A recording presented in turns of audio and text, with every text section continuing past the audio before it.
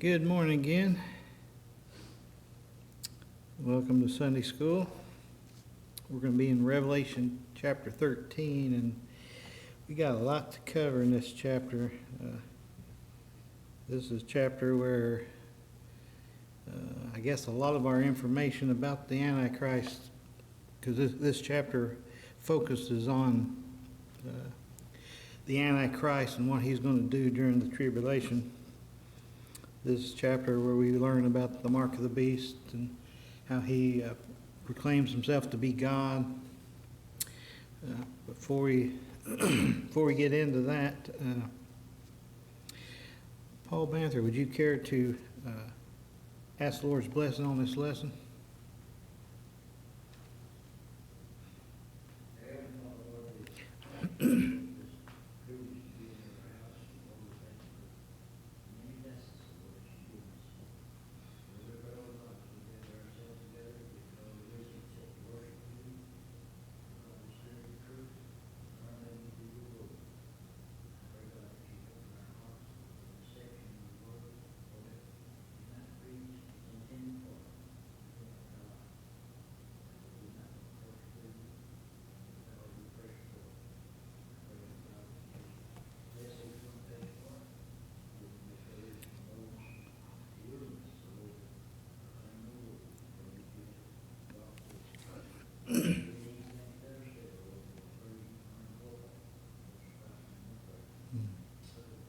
Amen. Thank you.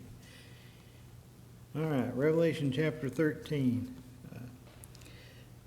The last chapter, John saw, a woman, which we saw was Israel, and with the woman was the dragon, because the woman was pregnant with child, and he wanted to destroy her seed, her child, as soon as it was born, which was Jesus Christ.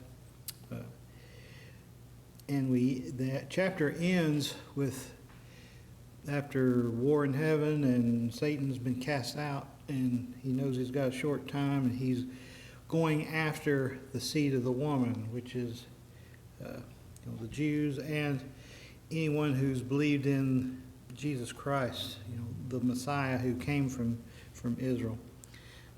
And so we pick up at that point, because this follows, in the original, there was no chapter divisions, there were not any verse divisions. Those were put there to help us to locate scriptures more easily. And so right on immediately following that, we come to verse 1 of chapter 13, and it says, And I stood upon the sand of the sea, and saw a beast rise up out of the sea, having 7 heads and 10 horns, and upon his horns 10 crowns, and upon his heads the name of blasphemy.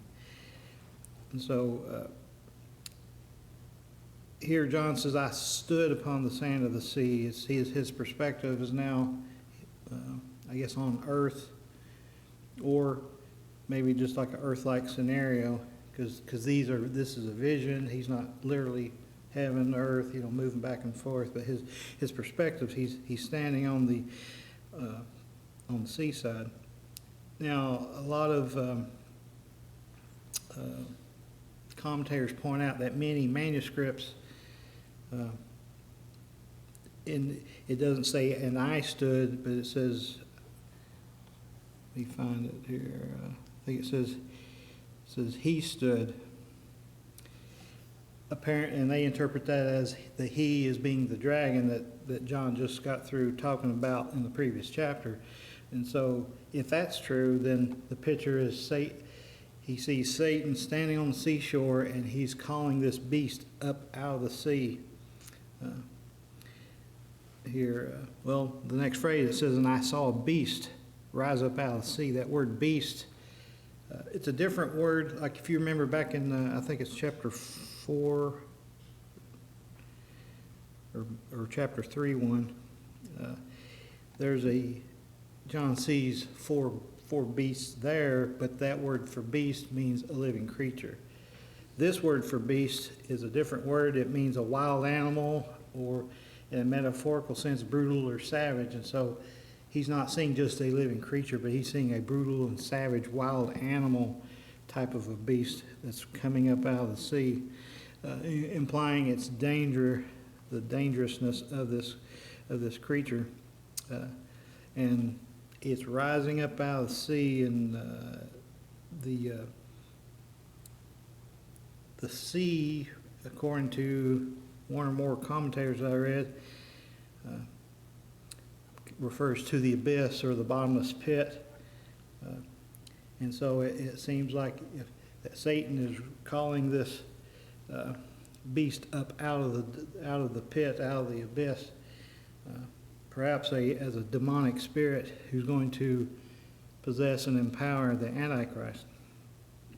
Then it says this beast has 7 heads, 10 horns, and upon his horns 10 crowns. I don't mean to kick the can down the road, but in chapter 17 we'll see a more thorough explanation, because John sees the great harlot sitting on a red scarlet beast. The scarlet beast has the 10 horns, or the 7 heads, 10 horns, and so on. And then the angel comes and explains to John what these represent. And so I think I'm going to wait until we get to chapter 17 to delve into this, very much. But suffice it to say for right now that these 7 heads, according to that explanation in chapter 17, are the 7 heads represents the 7 great kingdoms from the past, and no doubt Satan was the power behind those kingdoms that brought them into power to dominate the earth. That was, the Egyptian Empire, Assyrian, and the Babylonian, the Medo-Persian Empire, and then Greece with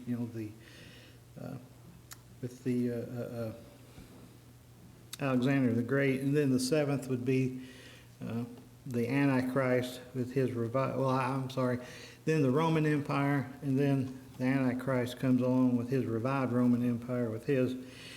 But these are the 7 heads, the 10 horns are the 10 kings that we'll find out later. I think in chapter 17 it says they receive their power from the Antichrist. But I think the idea here is that these 7 heads, Satan has been the power behind each of these empires, controlling them and causing them to do all the oppression and the things that they have done.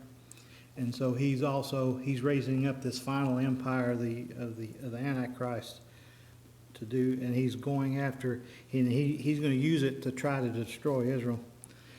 And then it says, and upon his heads the name of blasphemy. Now there's various places in Scripture that describe the Antichrist as being a blasphemous man. He blasphemes the name of God, and particularly when he tries to exalt himself, to be above God. We'll see that here in verses 5 and 6 of this chapter, but we see it also in Daniel 7:25, Daniel 11:36, and 2 Thessalonians chapter 2, verses 3 and 4. Because he wants to suppress any kind of worship of any kind of deity, anything that would compete with him as being the deity, especially if it is the one true God. Then verse 2, it says, "And the beast which I saw was likened to a leopard, and his feet were as the feet of a bear, and his mouth as the mouth of a lion. And the dragon gave him his power and his seat and his great authority." So it says here, he gives a description here. It says it's like a leopard, has the feet of a bear, it has the mouth of a lion. If you go back to Daniel 7, Daniel sees 4 beasts, and they represented the Babylonian, the Medo-Persian, and the Grecian empires, and then the 4th one was the power of the Antichrist. And these 4 beasts, the first one was like a lion, which was Babylonian. Second one was a bear, which is the Medo-Persian Empire, and then the third one was like a leopard, the Grecian Empire. And we see these three, because each of these succeeding empires basically conquered the previous empire and assimilated them into their own empire. You're going to see elements of each one in each succeeding, like each empire is going to have elements of the previous empires because they've assimilated them. And I think that's what you're seeing here. He says, the beast is like a leopard, so he has the agility of the Grecian Empire, the strength of the bear, the lumbering strength that the bear has. Then in the mouth of a lion, I guess the way a lion roars and kind of like boasting of its power, that's the way the Antichrist is going to be. And then it says, and the dragon gave him his power and his seat and his great authority. Now I'm sure the Antichrist would love to say, oh, this is me. I'm the one who's accomplished all this, and I'm the one who's conquered the world, and I'm the one who's gotten everybody to follow me. But we see the true source of his power. It says the dragon, or that is Satan, is the one that gave him his power, like his ability to have influence over people. His seat, his position, I guess political position that he has, Satan is going to give that to him. And then his the authority, his great authority, that people listen to him and do what he says. That's all going to come through Satan, because Satan will move all the pieces of the chessboard around to make sure.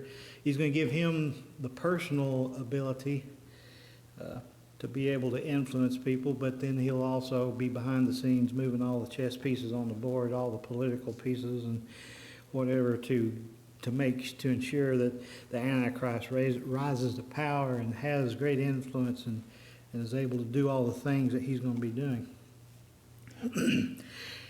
Then verse 3, it says, and I saw one of his heads as it were wounded to death, and the deadly wound was healed.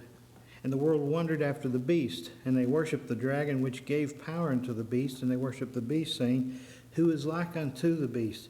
Who is able to make war with him? So John sees the beast that has the 7 heads.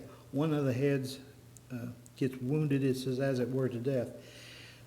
And different commentators, they debate on whether, is he talking about a person or is he talking about a kingdom? Like maybe this kingdom is virtually destroyed and the Antichrist is able to raise it back up to power. Possibly, but I think the way way it's described, the continual references to the wound by the sword, that he survives this wound by the sword, that he was wounded to death, and yet he lives. It seems to refer to a man, not to a kingdom. And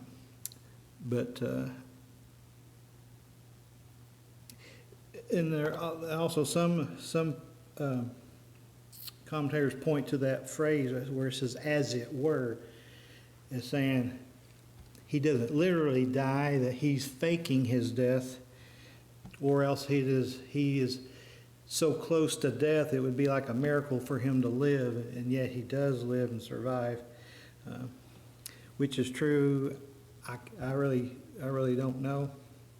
I told somebody weeks ago before we started this study, prophecy is not my strong point, but here it does seem like maybe he does fake his death, because Satan has limits to his power. He can't give life, and so the Antichrist may be faking his own death in order to use that as a means to deceive people, as we're going to see here in a minute.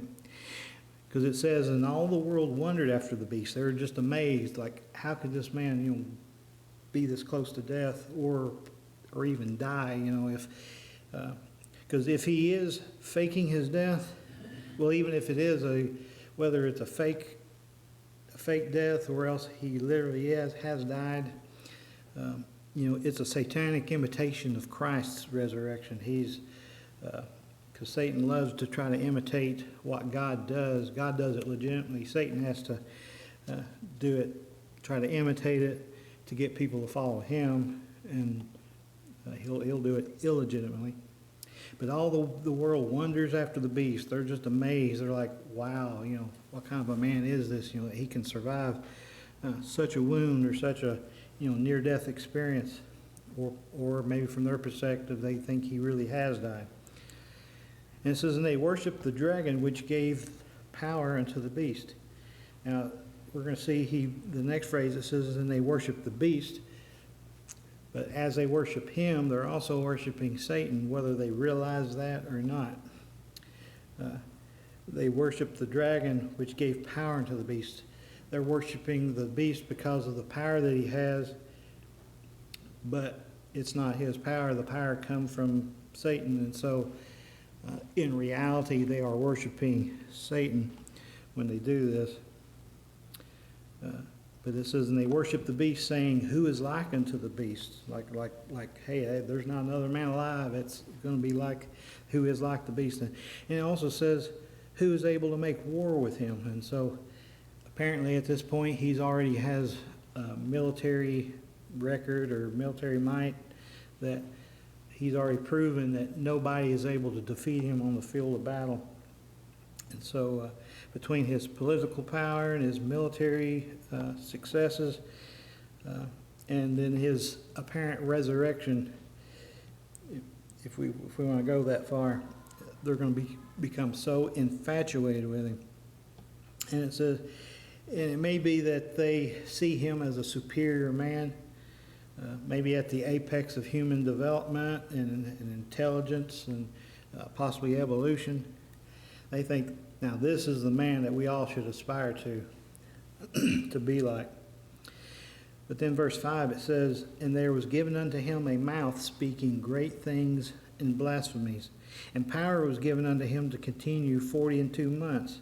And he opened his mouth in blasphemy against God, to blaspheme his name and his tabernacle and them that dwell in heaven. And so the Antichrist's ego is going to go into overdrive. He's going to think, hey, I survived this wound. I mean, it may have been an assassination attempt. We don't know. But he's saying, hey, I survived this, so I'm a superior man. I'm above God. And he's going to point out all the world religions that are worshiping other gods besides him and say, look, all these are pointless.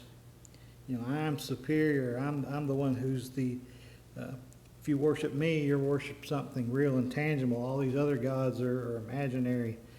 And so he's going to demand the allegiance of the world and their worship.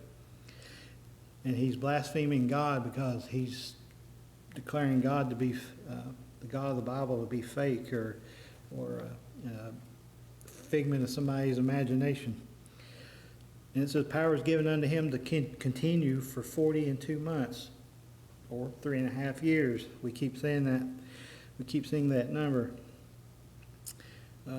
And usually God, when somebody starts blaspheming like that, it ain't very long before God takes them out. I mean, you think about, I think about when King Herod in the book of Acts 12, he's giving a speech to the people, and they're like, oh, it's like the voice of a God. And he's sitting there soaking all that in. But it says God struck him, and he died because he did not give God the glory.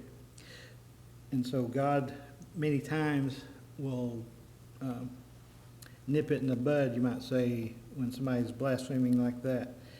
But here it says, power was given unto him to continue 42 months. We'll see how that's predicted here in Daniel 11 here in a second.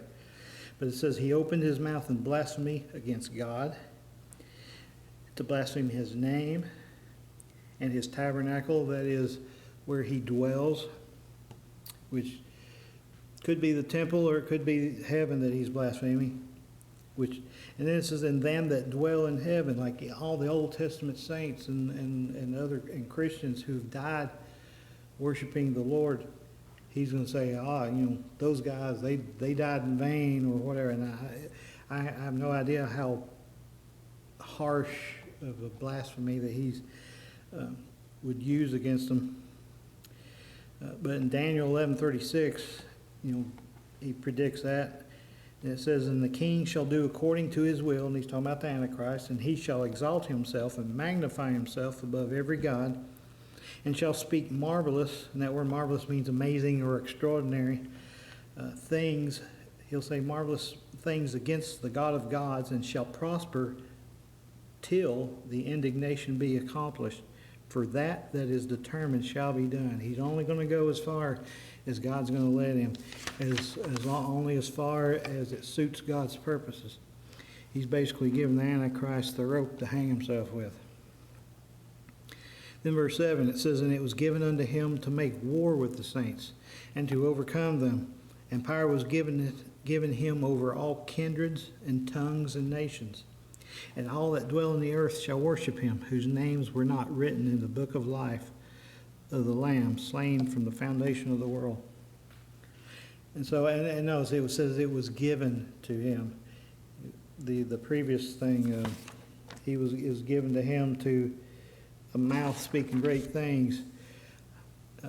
Whether that's satanic power being given to him, or if it's God has given him the time he's allowing him to do these things. It's not exactly clear, but it's given him to make war with the saints. He's demanding the worship and the adoration of the entire world, but a true Christian is not going to be able to do that. They're not going to be able to turn their back on the Lord Jesus Christ and worship the Antichrist. And so he's going to hate these people because they will not give him the worship that he demands from them. And so he's going to make war against the saints to overcome them. And he will be given this the ability to do that because God will allow it. And it says, "And power was given him over all kindreds and tongues and nations." Because of his military might, his political clout, he's going to be able to dominate. Apparently, he's going to be able to arrest and kill Christians no matter where they're at, if they're in his own country, if they're in these other countries, because apparently these countries are not going to have either the power or the will to resist him. If he wants to come in and arrest these people, they're just going to let him do it. In fact, they may not even be able to maintain their own sovereignty over their own nation against the will of the Antichrist. So he's given this power over all kindreds and tongues and nations, over the entire world.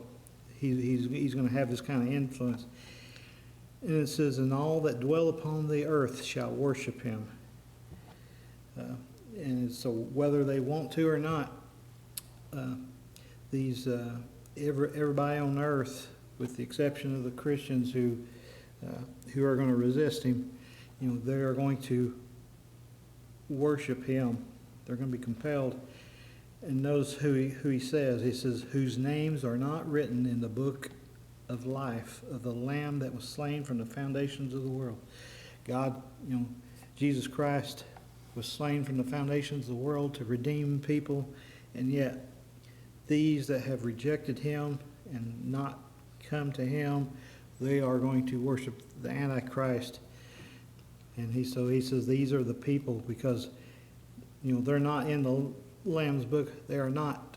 It's not that they are not in the Lamb's book of life because they worship the Antichrist, but they are worshiping the Antichrist because their names are not written in the Lamb's book of life. Because, like I said before, anybody if they genuinely love the Lord Jesus Christ, I don't think a true Christian can deny the Lord and say, "Yes, I'll worship the Antichrist." Now we our book skips down to verse 11, but verses 9 and 10, just to touch on that real quickly, it's a reminder that the Antichrist and all his henchmen, his cronies, the people that he used to enforce his will, they're going to get what they deserve, because it talks about how that Those that those that lead into captivity will be led into captivity. Those that killed or slay by the sword are going to be slain by the sword. They're going to, what is basically is saying, what goes around comes around. God's going to put back on them what they have put on onto other people. And it says that's the patience and the endurance of the faith. That's the patience and the faith of the saints. That word patience means endurance. So I suspect those verses 9 and 10 are there. I mean, yes, for us, but I think it may be they are particularly there for tribulation saints, that as they're resisting the Antichrist, they can read those verses and realize, yeah, this is temporary. The Antichrist may be on top now, but God's going to give them their just dues, their just rewards. And so we're going to trust God that He's going to take care of us in the meantime, and trust Him with what the end result is. Because I'm sure, like during World War II under Hitler, those that had to live under the iron boot of Nazi Germany felt like, oh, it's always going to be like this. And they didn't realize in just a few short years the Nazi regime would be no more. Now, verse 11, John sees another beast. He says, "And I beheld another beast coming up out of the earth. And he had 2 horns like a lamb, and he spake like a dragon. And he exercises all the power of the first beast before him, and causeth the earth and them that dwell therein to worship the first beast, whose deadly wound was healed." So he sees a second beast. This time it comes up out of the earth, and I'm not entirely certain what the significance is of the first one comes out of the sea, the second one comes out of the earth. So I can't really speak to that. But it says he had 2 horns like a lamb and spake as a dragon. So this second beast, he's going to be weaker, relatively speaking, to than the first beast, because he's only going to have 2 horns. And much like a lamb's horns, they're just going to be little nubs. And so he's going to appear to be gentle. I guess he's going to have a soft voice. He's going to talk, he's going to be able to deceive people because he'll sound like a nice guy. But he'll be like a lamb in that sense. I lost my place here. And he'll speak, but it says he spake like a dragon. In other words, he sounds like he's a nice guy and sweet things coming out of his mouth, but the words that come out of his mouth are going to come from Satan. They're going to come from the dragon. They're going to be full of deceit, much like Satan's words, because Satan's the father of lies. Satan's a liar and the father of it, Jesus said. Then it says, "And he exercises all the power of the first beast before him." So in one sense, he's going to have all the power. Satan's going to give him all this power, the same kind of powers that the Antichrist himself has, but he's going to play a subservient role to the Antichrist. But Satan is empowering both of them. Then it says, "And he causes the earth and them that dwell therein to worship the first beast, whose deadly wound was healed." So he's going to be going around preaching the gospel of the Antichrist, compelling people, telling them, this is why you should be worshiping the Antichrist. And notice, he keeps going back to the idea that he had the deadly wound that was healed. That he's going to say, he must be a god because he's able to survive this deadly wound. Whether it was a resurrection or whether he was at the point of death. And so that seems to be the selling point. But he wants the entire world to worship the Antichrist. And then verse 13 says, "He doeth great wonders, so that he maketh fire to come down from heaven on the earth in the sight of men, and deceiveth them that dwell on the earth by the means of those miracles which he had the power to do in the sight of men, saying to them that dwell on the earth that they should make an image to the beast which had the wound by a sword and did live. And so he's going to try to, you might say, prove his legitimacy, the legitimacy of his message that they should be worshipped the Antichrist by doing these great wonders, such as making fire come down from heaven to the earth. So like he'll be able to do that anytime he wants to, and that's going to convince people.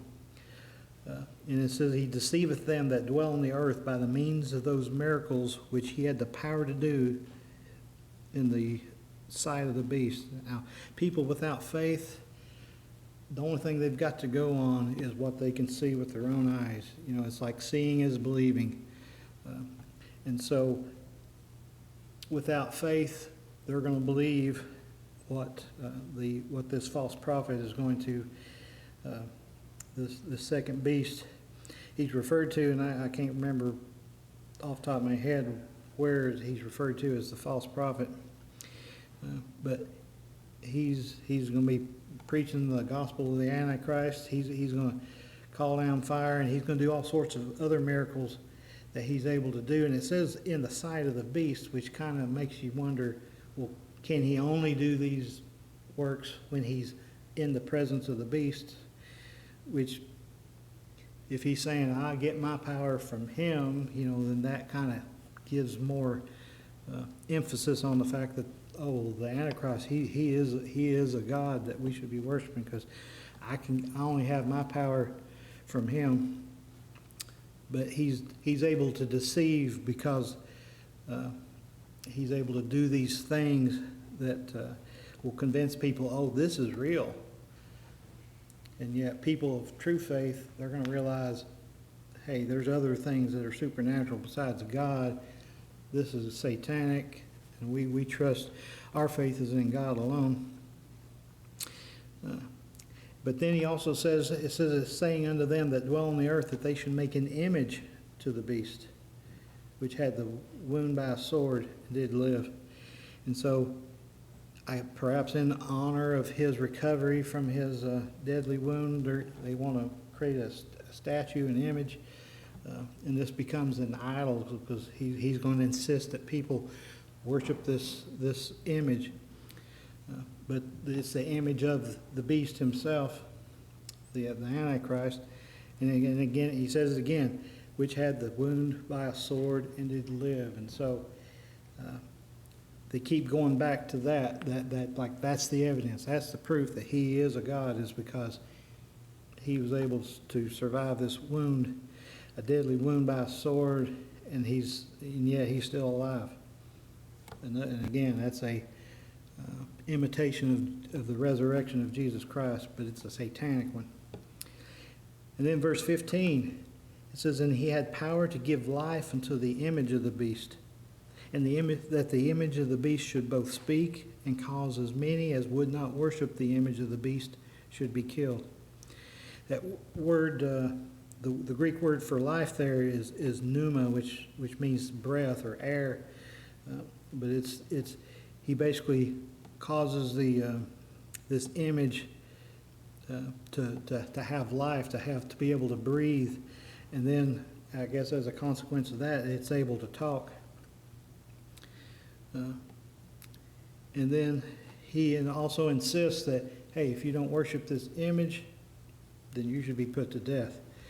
That they are going to, worshiping the image of the beast is the same as worshiping, I guess, much like idolatry in the Old Testament or Greek mythology. If you're worshiping the image, the idol, you're also worshiping the God that it represents. And so here he's saying, look, if you don't worship this image, this statue of the beast, then you should be killed, because you're rejecting worship of the Antichrist. And then verse 16, he says, and he causeth all, both small and great, rich and poor, bond and free, to receive a mark in the right hand or in their foreheads, and that no man might buy or sell save he that had the mark or the name of the beast or the number of his name. So not only is the false prophet going to insist that people worship the image of the beast himself, the image of the beast as well, but nobody's going to be able to buy or sell without the authorization of the beast, of the Antichrist. Because when you take that mark, you're saying, it's declaring your allegiance to the beast, that you worship him, that you declare him to be your God. And so this mark's either placed in the right hand or in the forehead. And the word for mark indicates it's a stamp or an imprint. Now, there's all sorts of ideas and theories about how's this mark going to come about, or what's the nature of the mark. And using today's technology, now when this finally happens, they may be more advanced technology, but using today's technology, it could be either maybe a special tattoo that could be scanned, or an RFID chip. You know how we will chip our pets. If the dog gets lost, somebody finds it, they can take a chip scanner and zap the dog, and not zap it, but scan find the chip and scan the chip, and it'll tell them, oh, my name's this, and I belong to such and such, this address, this phone number. And so they could easily do the same thing to human beings, have a chip that has your identification, all your bank and social security and all the numbers, everything they need to know about you. And that in order to buy or sell, you've got to be in the system to be able to, it's like they won't have any need of money because everything will be done electronically. And so by that puts a big compulsion on people, even though they might not normally would want to worship him. Maybe they're not religious or whatever. If they want to buy and be able to eat and go to the store and get things, then they have to go along with this. So by this, the Antichrist is going to be able to exert his power and influence over the entire world, that nobody can do anything unless he says so. And it says they have to have the mark or the name of the beast or the number of his name. And so first, verse 18, it says, here's wisdom. It's like, here's a nugget of wisdom. And this may not be for us now. This verse may be more for the people during the tribulation. Because it says, let him that hath understanding count the number of the beast, for it is the number of a man, and his number is 666, or 666. Now today, that number doesn't really mean anything. I know people will avoid, like if they get a tag from, they go and renew their tags or something, they get a new tag. If it's got 666 on it, they're like, no, I don't want that tag, give me another tag. Or they'll avoid, just like they avoid the number 13, they'll avoid 666. It kind of more of a superstitious thing. Right now that number has no meaning other than it comes after 665 and comes right before 667. But during the tribulation, this number will mean something. And so I think that's why John says, here's wisdom. Like tribulation saints, it'll be very, I know he's wanting me to quit. This number will have significance, and so this is wisdom that you need to know. Is his number of his name is going to be 666, and I can't dig into that anymore because Greg's giving me the. But